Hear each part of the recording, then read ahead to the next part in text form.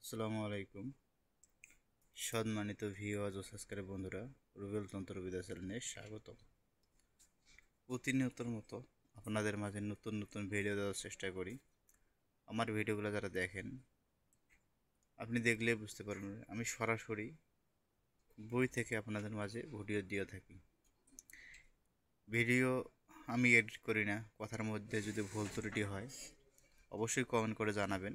আমি আপনাদের কমেন্টে রিপ্লাই দিয়ে যেখানে ভুল হয়েছে বা বুঝতে সমস্যা হবে আমি আপনাদের অবশ্যই কমেন্টে রিপ্লাই দিব।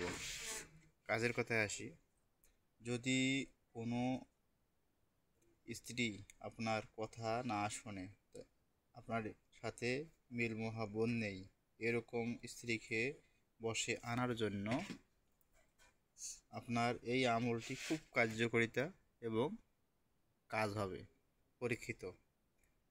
কি করবেন?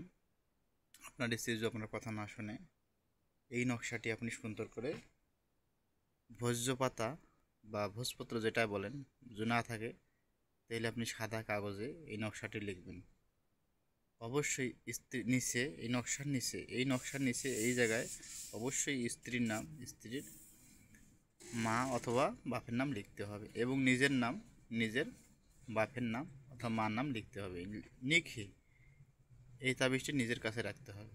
রাখলে আল্লাহর রহমতে অবশ্যই আপনাদের ফলাফল অর্জন করতে পারবেন।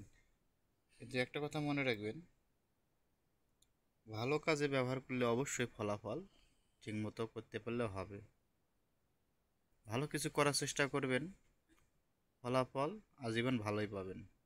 অনেক সময় কেউ এসে কী করে, ভিডিও দেখে, বিভিন্ন জায়গা থেকে ভিডিও দেখে মানুষের ক্ষতি করতে চায় বা পর নারীকে করতে চায়।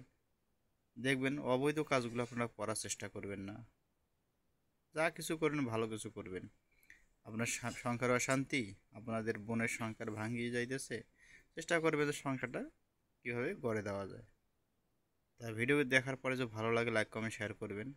আর কোনো জায়গায় যে বুঝতে সমস্যা হয় কমেন্ট করে জানাবেন। অবশ্যই আমি আপনাদের কমেন্টে রিপ্লাই দেবো। ভালো থাকবেন, সুস্থ থাকবেন। ধন্যবাদ।